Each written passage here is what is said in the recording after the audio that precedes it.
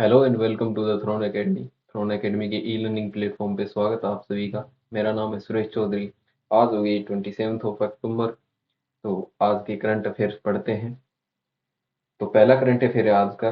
गृह मंत्री अमित शाह ने गुजरात के गांधीनगर में कलोल जगह है वहाँ पे नैनो डीएपी प्लांट, पहला भारत का पहला नैनो डीएपी प्लांट स्थापित किया है। तो पहले नैनो यूरिया चला था, अभी नैनो डीएपी शुरू हो गया है। तो नैनो डीएपी के बारे में क्या क्या याद रखना है। तो नैनो का अर्थ होता है 9। तो नैनो टेक्नोलॉजी होती है, उसमें क्या होता है किसी भी अणु को 10⁻⁻7 टू 10⁻⁹ तक आप अगर तोड़ के उसका आकार कर देते हैं किसी अणु का, तो और फिर उसे काम में लेते हैं किसी भी परत बनाने में या कोई भी केमिकल बनाने में, तो उसको बोलते हैं नैनो टेक्नोलॉजी और उस पदार्थ को बोलते हैं नैनो पदार्थ। तो ये तो था इसका साइंटिफिक जो स्ट्रक्चर थी वो बताइए आपको। अभी इस करंट अफेयर में क्या है, जगह याद रखनी है पहली तो कलोल जगह है गुजरात में, गांधीनगर में।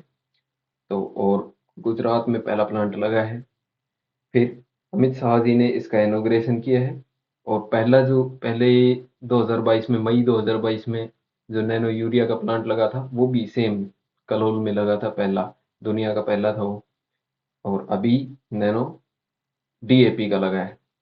तो वैसे कट्टा जो आता है, नैनो की जो बोरी आती है उसकी, सॉरी नैनो नहीं, सॉलिड जो डीएपी होता है पारंपरिक तरीके से जो काम में लेते थे, तो उसका एक कट्टा आता है 45 किलो का।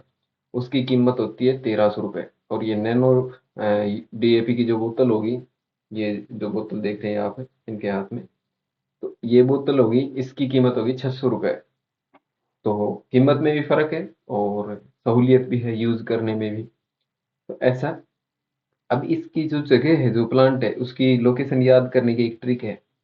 तो ऐसे याद करेंगे जैसे गांधी जी बैठे थे कहीं और उनके हाथ से ये बोतल गिर गई, नैनो यूरिया हो या नैनो डीएपी हो, उसकी बोतल गिर गई। तो बोतल गिरने से उसमें से यूरिया बहने लगा। नैनो जो तरल पदार्थ होता है, तो बहता है, पानी भी बहता है या कोई भी पदार्थ बहता है, कल कल करके जैसे झरने बहते हैं। तो कलोल जगह है और बहकर गुजर गया, ऐसे गुजर गया तो उससे हो गया गुजरात। और गांधी जी बैठे थे तो उससे हो गया गांधीनगर। तो ऐसे याद करना, ये ट्रिक बताइए आपको प्लांट कहाँ लगा है, बेसिकली याद रहेगा आपको, क्लिक हो जाएगा ट्रिक की वजह से। फिर इसमें इंपॉर्टेंट है कि ये बनाया किसने है। तो इसके लिए है इफको। इफको जो है कंपनी, इसने बनाया है। नैनो यूरिया भी इसने बनाया था। इसका फुल फॉर्म होता है Indian farmers fertiliser corporation organisation, इसका इफको का फुल फॉर्म है। तो इतना सा आपको याद रखना था इसमें। अभी नेक्स्ट करंट अफेयर पे चलते हैं। तो आज का दूसरा करंट अफेयर है, आरबीआई ने निजी बैंकों में एमडी और सीईओ समेत कम से कम 2 पूर्णकालिक निदेशक रखने को कहा है। तो क्या होता है कि बैंक्स में जो मैनेजमेंट होता है उसमें डिमांड होती है, जितने की डिमांड होती है उससे कम वो जो है सदस्य रखते हैं। तो उसके लिए आरबीआई जो गाइडलाइन थी, जब नेशनलाइजेशन हुआ था आरबीआई का, वो नेशनलाइजेशन हुआ था 1949 में। तो उस टाइम बनी थी आरबीआई गाइडलाइन। तो उसमें बताया गया था कि जो आरबीआई के निर्देश होंगे वो जो बैंक आएंगे आरबीआई के अंडर उनको मानना पड़ेगा, जो भी इकोनॉमिक संस्थान आएंगी उन सबको मानना पड़ेगा। तो ये गाइडलाइन में जारी किया है कि कम से कम 2 एमडी और जो सीईओ हैं वो रखने होंगे। ज़्यादा रख सकते हो, जितना भी उनकी एबिलिटी है मैनेजमेंट की उतना रख सकते हैं, पर कम से कम 2 तो होने चाहिए, तभी मैनेजमेंट अच्छे से चलेगा। आरबीआई के बारे में बात करते हैं। मुख्यालय आरबीआई का मुंबई में, ये मुख्यालय बनाया गया था 1937 में। इससे पहले जैसे 1935 में, 1 अप्रैल 1935 में आरबीआई की स्थापना हुई थी, उस टाइम मुख्यालय बनाया था कोलकाता में। और फिर 37 में इसको स्थापित कर दिया गया, पुनः स्थापित मुंबई महाराष्ट्र में। और 1 अप्रैल 1935 की आरबीआई की स्थापना थी। और शक्तिकांत दास जी भी आरबीआई के वर्तमान गवर्नर है। और आरबीआई किस अधिनियम के तहत बनी थी? तो अधिनियम था 1934 का, 34 का। आरबीआई रेगुलेटरी जो अधिनियम था 1934 के अधिनियम के तहत आरबीआई की स्थापना की गई थी। इससे पहले 1926 में एक कमीशन बना था, और उस कमीशन के तहत आरबीआई की जो है नींव रखी गई थी। उस कमीशन में सिफारिश की गई थी, हिल्टन यंग के नाम से था वो कमीशन। उसमें सिफारिश की गई थी कि भारत में जो है करेंसी वगैरह के रख रखाव के लिए एक ऐसा बैंक बनाना चाहिए, सेंट्रल बैंक, जो सभी बैंक को कंट्रोल करके रखे। तो हिल्टन यंग कमीशन था, और वैसे बनाया गया था। हिल्टन यंग कमीशन किस लिए बनाया गया था कि जो अफ्रीकी देश थे उनके अंदर कहाँ से ब्रिटिश रूल को हटाना है, तो उसके लिए बनाया गया था बेसिकली।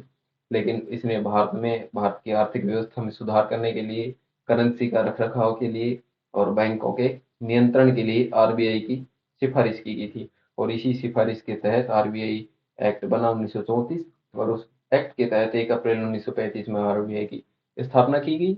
ये क्रोनोलॉजी है इसकी। और इसके बाद 1937 में आरबीआई को मुंबई में शिफ्ट किया गया, कोलकाता से। क्यों किया गया? क्योंकि कोलकाता में जो है पैसे का ना इतना लेन देन था और ना इतनी जरूरत थी। और इससे पहले भी 1875 में जो है बीएससी की स्थापना हो चुकी थी मुंबई में, बॉम्बे स्टॉक एक्सचेंज। तो जो भी मतलब पैसे का लेन देन था वो ज्यादातर मुंबई में ही था। रईस जो लोग थे वो मुंबई में रहते थे, और वहीं से रेगुलेशन करना था। पोर्ट्स भी था मुंबई में, इसलिए इसकी स्थापना मुंबई में की गई। बंगाल की तो हालत खराब करके रख दी थी अंग्रेजों ने। उसके बाद बंगाल फेमाइन भी आया था, तो इसलिए इसकी स्थापना मुंबई में की गई थी। तो ये चीजें आपको याद रखना है, ये क्रोनोलॉजी से याद रखेंगे, क्रमबद्धता से, तो आपको ये डेट्स भी याद हो जाएंगी। कई बार पूछा जाता है कि रेगुलेशन एक्ट कौन सा था? वो 1934 था, और स्थापना हुई थी 1935 1 अप्रैल को। तो इतना सा याद रखना है आपको आरबीआई के बारे में। और 2 सदस्य, 2 एमडी और सीईओ रखने जरूरी है, ये भी याद रखना। फिर है जी नेक्स्ट, हांजो एशियाई पैरा खेल, 15 स्वर्ण और 20 रजत और 29 कांस्य के साथ भारत की पदक तालिका जो है 64 पहुंच गई है। बढ़ेगी, आशा करते हैं 100 150 कूद जाए, उससे बाहर आगे चली जाए। तो इसमें ये क्वेश्चन है, सुमित अंतिल जो है पैरा खिलाड़ी हैं, वो इनका खेल है भाला फेंक का। तो इन्होंने अभी गोल्ड मेडल जीता है। और हांजो चाइना में है, तो चाइना में ये चल रहे हैं। जहाँ पे एशियाई खेल होते हैं वहीं पे उन्हीं के साथ ये पैरा एशियाई ओलंपिक होते हैं। जो भी दिव्यांग होते हैं उनके लिए ये कराए जाते हैं उन्हीं के साथ साथ। तो जैसे ही इनकी पूरी पदक तालिका आ जाएगी, ये खेल समाप्त हो जाएंगे कल, यानी 28 को पूरे हो जाएंगे, 28 अक्टूबर को। तो उसके बाद हम एक सेपरेट वीडियो ले आएंगे इन्हीं के पदक तालिका के ऊपर। तो अभी के लिए सुमित अंतिल जी को याद रखना है, इनका संबंध भाला फेंक से है। जैसे नीरज चोपड़ा जी हैं, ऐसे ही सुमित अंतिल जी। फिर है जी, एचडीएफसी बैंक ने digital banking platform express way launch किया है। क्या है कि ये एप्लीकेशन है एक, इसके द्वारा जल्दी से जो है क्या है, जो भी बैंकिंग सर्विसेज हैं, वैसे पहले एचडीएफसी नाउ करके एक एचडीएफसी का एप्लीकेशन है, उसी की ये एक तरह से ब्रांच है एक्सप्रेस वे। तो ये क्वेश्चन ऐसे आ जाएगा कि एक्सप्रेस वे का संबंध किस बैंक से है? ये पेमेंट बैंक है? नहीं, पेमेंट का एप्लीकेशन है, सॉरी। और इसमें बाकी भी काम हो जाते हैं, जैसे लोन वगैरह, 40 लाख तक का लोन देता है जो भी एलिजिबल होते हैं उनको एचडीएफसी। तो बाकी काम भी इस पे हो सकते हैं, और ये क्विक रिस्पॉन्स करता है, इसलिए बनाया गया है इसको। एक्सप्रेस वे याद कैसे रखना है इसको? एक्सप्रेस वे, यानी इससे एचडी से याद रखना हैवी ड्राइवर, एफसी से याद रखना फास्ट कार, ऐसे याद रख लेना ट्रिक बना के। तो एक्सप्रेस वे पे फास्ट कार चलानी है तो हैवी ड्राइवर होना चाहिए, समझे? तो ऐसे ये ट्रिक हो गई इसकी। तो एक्सप्रेस वे जैसे एग्जाम में आएगा तो ये आपको क्लिक हो जाएगा कि एचडीएफसी, हाई हैवी ड्राइवर और फास्ट कार, ठीक है। फिर नेक्स्ट चलते हैं। हाँ जी, ये है, भारत जंगल की आग और प्रमाणन पर विचार विमर्श के लिए वनों की संयुक्त राष्ट्र फोरम की मेजबानी करेगा। तो ये क्या है, उत्तराखंड में ये चल रही है आयोजन। और जंगलों में आग लग जाती है, जैसे अमेज़न फॉरेस्ट है, उनमें लग जाती है, तो उनको कैसे रोक के रखा जाए? वैसे तो रोक नहीं सकते उनको, ये करते हैं कोशिश, क्योंकि बेसिकली जो भी जंगल की आग होती है, वो वहाँ की अथॉरिटी के द्वारा लगाई जाती है, ताकि उनको लैंड मिले कोई भी एक्टिविटी करने के लिए। ये होता है असलियत। बाकी वैसे बता देते हैं कि जंगल में आग लगी, और भी कारण होते हैं, बेसिक भी कारण होते हैं जंगल में, पेड़ों के घर्षण से भी लग जाती है। तो उन सब चीज़ों की रोकथाम के लिए एक फोरम बनी है, जिसकी मेजबानी अभी भारत कर रहा है, और उत्तराखंड में, ये देहरादून में इसका मुख्यालय है। इसका पर्यावरण, वन और जलवायु परिवर्तन मंत्रालय, उत्तराखंड में, देहरादून में। और ये कंट्री लेड इनिशिएटिव है, जिसका कार्यक्रम का आयोजन हुआ है। और इसके बाद क्या होगा कि एक रिपोर्ट आएगी, जो जिस पर विचार विमर्श किया जाएगा। वो मई 2024 में यूनाइटेड नेशन, जो न्यूयॉर्क में, ये अमेरिका में इसका मुख्यालय है, उसमें ये रिपोर्ट पेश की जाएगी, और उसमें निर्णय किया जाएगा कि कैसे क्या करना है। तो इतना से याद रखना आप।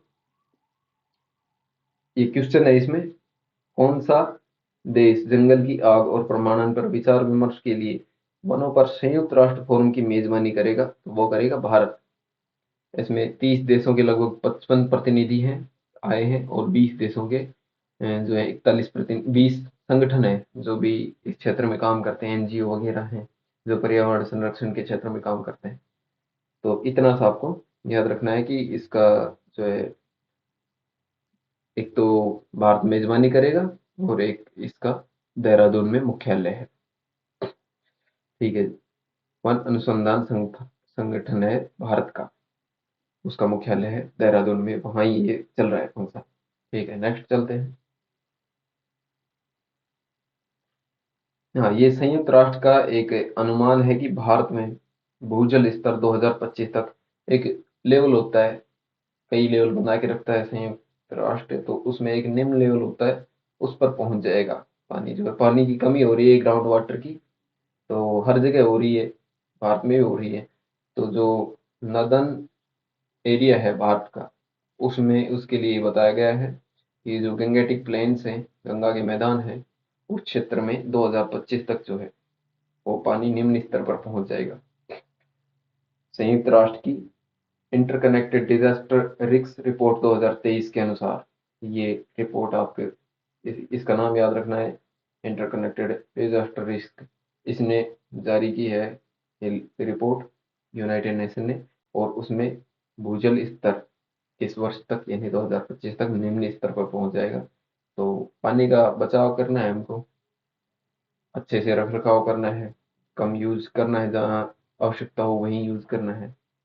इसके लिए गाइडलाइन भी जारी की जाएगी इसमें। फिर है जी, केंद्र ने उत्तराखंड में एक जमरानी बांध है, उसको PMKSY AIBP, ये क्या है? प्रधानमंत्री कृषि सिंचाई योजना है। उसमें, उसके तहत ये जो जमरानी बांध है, इसको एग्रीकल्चरल इरिगेशन, उसके लिए ये बांध बनाने की अनुमति दी है, जमरानी बांध, और इसका पानी जो है, वो कृषि के काम में लिया जाएगा। तो ये जमरानी बांध का संबंध उत्तराखंड राज्य से है, इतना सा याद रखना है। तो ये स्कीम है, प्रधानमंत्री कृषि सिंचाई योजना, और सिंचाई लाभ कार्यक्रम, यानी एग्रीकल्चरल इरिगेशन और बेनिफिट्स प्रोग्राम, ये कार्यक्रम है, इसके तहत इसको मंजूरी दी गई है।